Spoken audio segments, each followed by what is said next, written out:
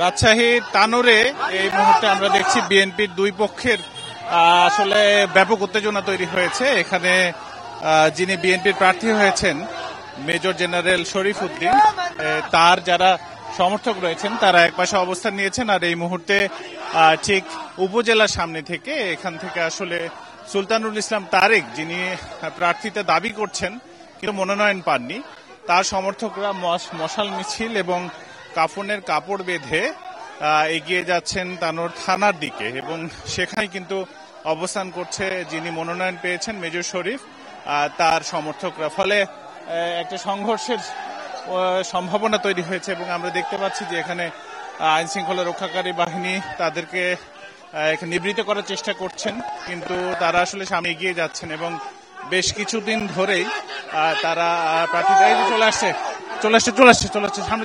সামনে দুপক্ষের একটা মুখোমুখি অবস্থান এই মুহূর্তে আমরা দেখতে পাচ্ছি দুপক্ষের।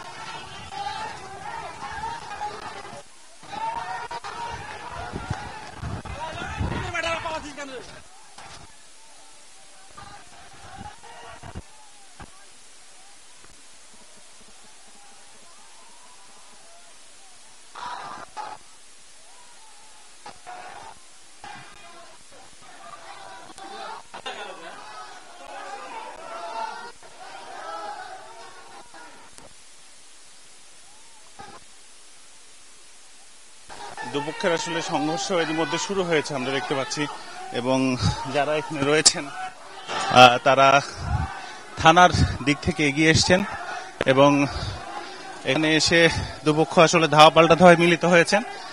দেখতে পাচ্ছি যে এক পক্ষ রয়েছেন এদিকে এবং ভাঙচুরের চেষ্টা চলছে, পাশাপাশি তারা আসলে দুই পক্ষের মূলত বিএনপির দুপক্ষের আসলে সংঘর্ষ এখানে ব্যাপকভাবে দেখা দিয়েছে এবং যারা এখানে রয়েছেন তারা মূলত যারা মনোনয়ন পেয়েছেন মেজর জেনারেল শরীফ উদ্দিন, তাদের পক্ষের লোক এবং তারা এখান থেকে মূলত যারা মিছিল বের করেছিলেন তাদেরকে ধাওয়া দিয়ে পেছনে সরিয়ে দিয়েছেন এবং রাস্তায় আগুন জ্বালিয়ে ইট ভেঙে তারা আসলে প্রতিহতের চেষ্টা করছেন।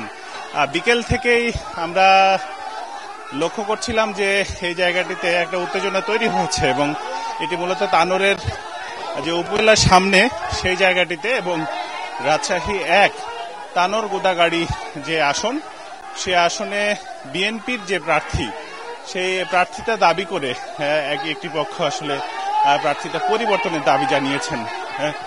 দর্শক নিশ্চয়ই দেখতে পাচ্ছেন যে এখানে থেমে থেমে সংঘর্ষ চলছে। একটি পক্ষ আরেকটি পক্ষকে ধাওয়া দিয়েছে। মূলত যে পক্ষটি মশাল মিছিল এবং কাফনের কাপড় পরে মিছিল নিয়ে বেরিয়েছিলেন সেই পক্ষটি এখান থেকে পিছু হটেছেন এবং আমরা দেখতে পাচ্ছি যে এখন এখানে রয়েছেন মেজর জেনারেল যিনি রয়েছেন শরীফ উদ্দিন, তার পক্ষের লোকজন। পাশাপাশি এখন পর্যন্ত পুলিশের অতিরিক্ত বাহিনী আসেনি, তবে তানোর থানায় যারা ছিলেন তারা মূলত এখানে এসে তারপরে সেটি নিবৃত্ত করার চেষ্টা করেছেন। তবে পুলিশের উপস্থিতি এখন পর্যন্ত লক্ষ্য করা যায়নি খুব একটা এবং নেতাকর্মীরা ব্যাপক ক্ষুব্ধ অবস্থায় রয়েছেন। এক পক্ষ অবস্থান নিয়েছেন ঠিক উপজেলার সামনে, আরেক পক্ষ পৌরসভার এই দিকে। ফলে এই যে সংঘর্ষের রূপ নিল এটি আসলে পুলিশ যদি চাইতো হয়তো বা থামানো যেত সেই সময়, তবে এখন পর্যন্ত এটি সংঘর্ষে বেশ ব্যাপক সংঘর্ষে রূপ নিচ্ছে। তবে ইট পাটকেল এপাশ থেকে ওপাশ থেকে ছোড়ার একটা চেষ্টা করছেন তারা। এখনো আহত বা নিহত এই ধরনের কোনো ঘটনা নেই, তবে দুপক্ষের মুখোমুখি অবস্থান থেকে এই সংঘর্ষের সূত্রপাত। এখন পর্যন্ত মূলত দুটি পক্ষ যতখানি জানা গেছে, একদল সুলতানুল ইসলাম তারেক, যিনি বিএনপির একজন সদস্য, তিনি আসলে দাবি করছেন বা তার সমর্থক ভক্ত অনুসারী যারা রয়েছেন তারা দাবি করছেন যে এখানে গোদাগাড়ি তানোরে সবচেয়ে বেশি আরেক পক্ষ আসছে সামনে থেকে, সুলতানুল ইসলাম তারেকের পক্ষ। তারা তাদেরকে ধাওয়া দিয়ে সরিয়ে দেওয়ার চেষ্টা করছেন। এই ধাওয়ার মধ্যেই মূলত এখন পর্যন্ত আরেকটি পক্ষ চলে এলো ওই জায়গাটিতে, এবং তারা আরেক পক্ষকে ধাওয়া দিয়ে মারধর করার চেষ্টা করছেন, মশাল নিয়ে এগিয়ে যাচ্ছেন। পাশাপাশি আমরা দেখতে পাচ্ছি যে পক্ষটি মূলত হামলা করার চেষ্টা করেছিল সেই পক্ষটি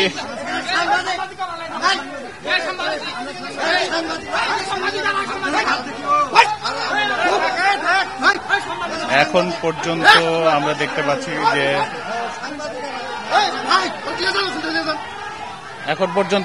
পাচ্ছি যে ধাওয়া পাল্টা ধাওয়া সংঘর্ষ চলছে। এই জায়গাটিতে মূলত যারা আসছেন এখন পেছন থেকে, তারা মূলত সুলতানুল ইসলাম তারেকের সমর্থকরা, এবং পিছু হটেছেন কিন্তু মেজর জেনারেল শরীফ যিনি মনোনয়ন পেয়েছেন তার যারা সমর্থক ছিলেন তারা এই মুহূর্তে পিছু উঠেছেন, এবং রাস্তাতে পুরোপুরি আসলে চলাচল বন্ধ হয়ে গেছে। যতখানি দেখা গেছে যে নেতাকর্মীরা খুবই ক্ষুব্ধ, এবং তারা আবারও থানার মোড়ের দিকে যাওয়ার একটা চেষ্টা চালিয়ে যাচ্ছেন এদিক থেকে, এবং প্রচুর পরিমাণ ইট, পাটকেল, ইটের খোয়া এগুলো রাস্তায় দেখা গেছে। যান চলাচল বন্ধ হয়ে গেছে এই জায়গাটিতে।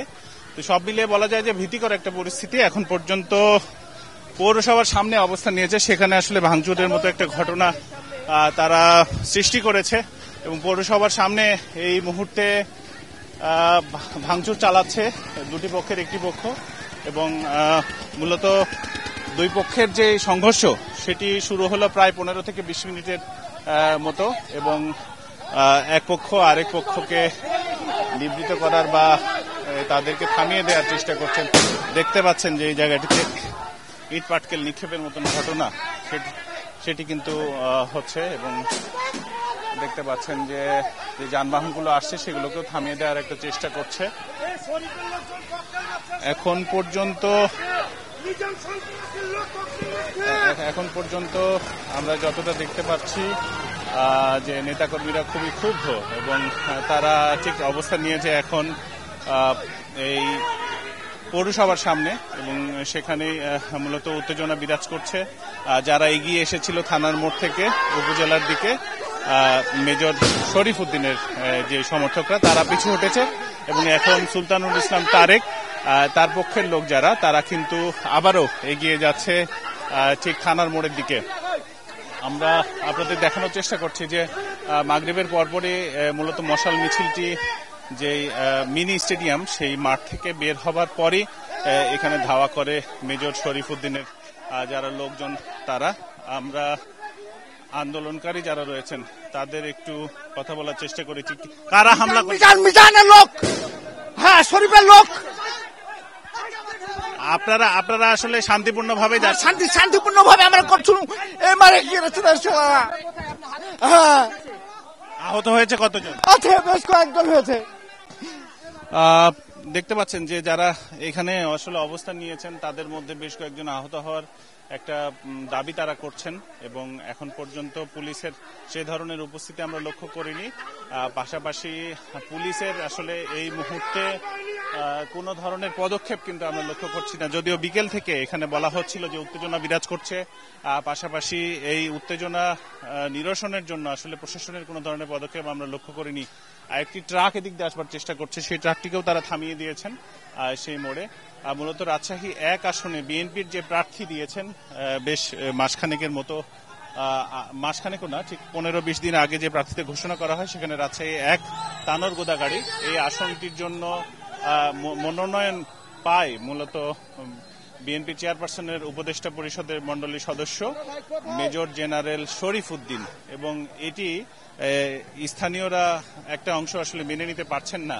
ফলে তারা চাইছেন যে তাদের মন মতো যিনি প্রার্থী রয়েছেন সুলতানুল ইসলাম তারেক, তাকে এখানে মনোনয়নটা দেওয়া হোক।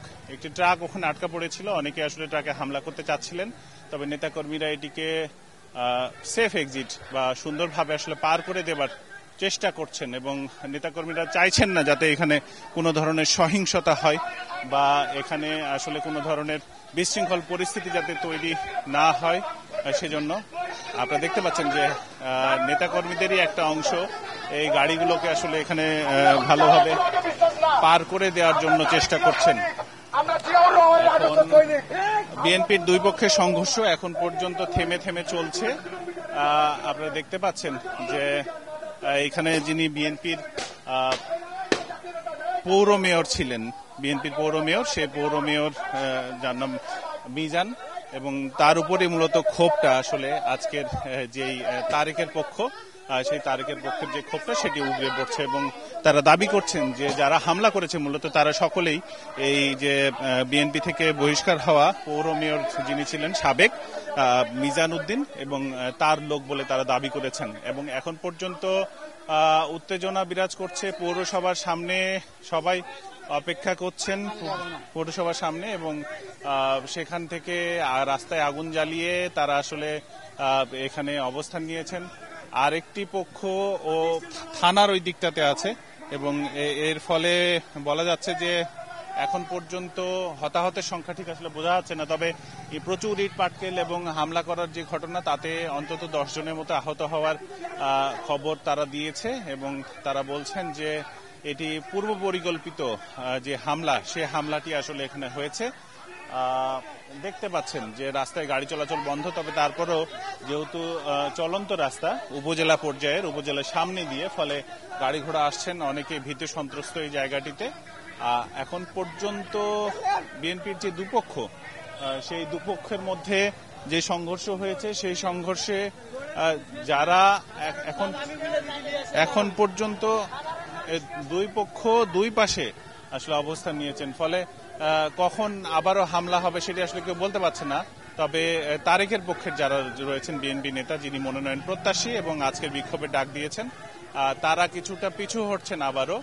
এখনো বোঝা যাচ্ছে না যে কোন দিকে যাচ্ছে এই পরিস্থিতি, তবে ইট পাটকেল যেগুলো সেগুলো আবারও রেডি করছেন। সংঘর্ষ চলছে। এখন পর্যন্ত পরিস্থিতি শান্ত করার জন্য প্রশাসনের ঊর্ধ্বতন কর্মকর্তা সহ পুলিশ প্রশাসনে আসলে কাউকে মাঠে দেখা যায়নি। তবে যতটুকু জানা গেছে যে মাঝখানে, উপজেলা এবং থানার মাঝখানে এখানটিতে আসলে পুলিশের সদস্যরা অবস্থান নিয়েছেন, ফলে এখন পর্যন্ত সংঘর্ষ কিছুটা থেমে রয়েছে এই পাশটাতে। আমরা দেখছি একজন কথা বলছেন, সংঘর্ষের মধ্যেই আসলে গাড়ি ঘোড়াগুলো এসে এখান থেকে ফেরত চলে যাচ্ছে। আমরা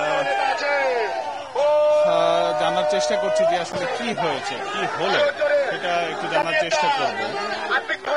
এখন পর্যন্ত বিএনপির দুই পক্ষের যারা, তারা সামনে এক পক্ষ থানার দিকে থেকে এসে সেখানে আবার পিছনে চলে গেছে, আরেক পক্ষ এখানে দাঁড়িয়ে রয়েছে।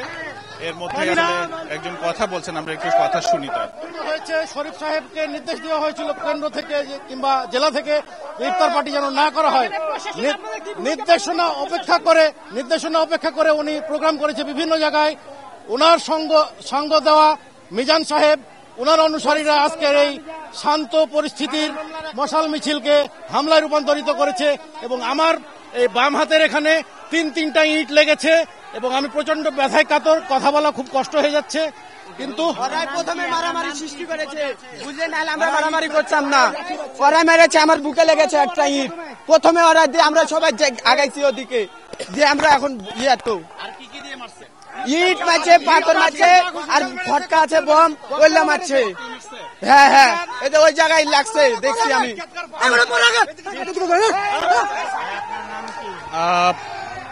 যারা বলছিলেন তাদের মধ্যে আবারও একজন এসে বললেন যে সামনের দিকে এগিয়ে যেতে হবে।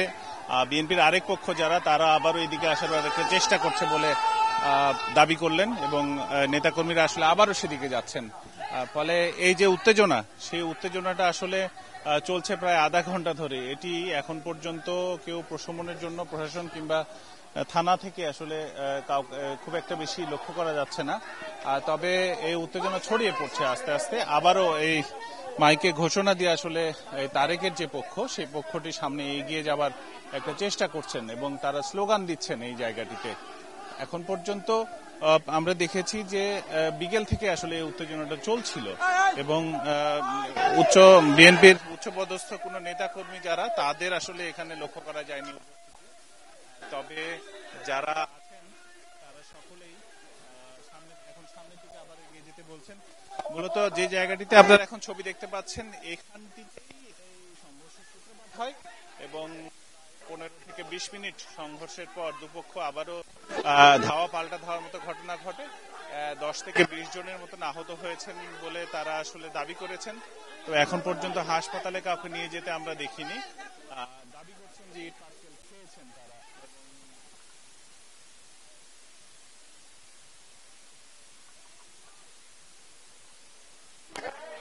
প্রত্যাহারের প্রার্থীদের পরিবর্তনের জন্য মূলত এই জায়গাটিতে একত্রিত হয়েছিলেন সুলতানুল ইসলাম তারেকের নেতৃবৃন্দ যারা সমর্থকরা, এবং বিকেল থেকে আসলে তারা এই মাঠে মশাল এবং কাফনের কাপড় পরবার একটা চেষ্টা করছিলেন। আমরা দেখেছি এখান থেকে ব্যানার ফেস্টুন যেগুলো সেগুলো ছিঁড়ে এবং জ্বালিয়ে দেওয়ার চেষ্টা করা হয়েছে। পাশাপাশি মূলত বিএনপির দুপক্ষেরই এই সংঘর্ষ এবং এটি বেশ কিছুদিন ধরে দানা বাঁধছিল এবং এই সংঘর্ষ এখন পর্যন্ত আজকে রাজশাহী 1 আসনে গোদাগাড়ি তানোরে এটি প্রথম। এর আগে শুধুমাত্র এক পক্ষই সড়ক অবরোধ কিংবা অবরোধ করে রাখা রাস্তায় টায়ার জ্বালানো এ ধরনের কর্মসূচি তারা পালন করেছেন। আজকে মূলত দুপক্ষেরই আসলে সংঘর্ষটা ধাওয়া পাল্টা ধাওয়া এবং সংঘর্ষের রূপ নিল।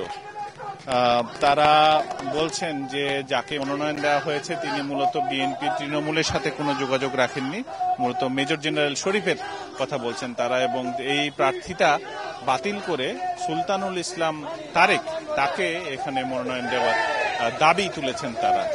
দেখতে পাচ্ছেন সকলের হাতেই মশাল, লাঠি সোটা এবং এর বাইরে কাফনের কাপড়ও পরেছেন অনেকজন। এভাবে আসলে তারা আজকে থানার মোড়ের সামনে গিয়ে এই বিক্ষোভটি করবার কথা ছিল, কিন্তু থানার মোড়ে যাবার আগেই তাদের উপর হামলা করে যিনি মনোনয়ন পেয়েছেন মেজর জেনারেল শরীফের দলের লোকজন।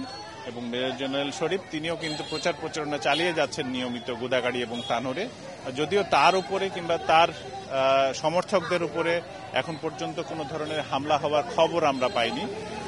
গোদাগাড়ি তানোরে এই প্রথম এই ভোটের পূর্বেই বা তফসিল ঘোষণার পূর্বেই এ ধরনের একটি হামলা বা সংঘর্ষের ঘটনা আমরা দেখলাম, এবং বেশ কিছুটা উত্তেজনা, ভয় সবই ছড়িয়েছে স্থানীয়দের মাঝেও, এবং রাস্তাটি অনেকক্ষণ বন্ধ ছিল। এই মুহূর্তে রাস্তা ছেড়ে দিয়েছে এবং তারা আবারও এই সড়ক থেকে থানার মোড়ের দিকে যাচ্ছে, যেদিকে আসলে বিপক্ষের যারা রয়েছেন তাদের দিকে যাচ্ছেন।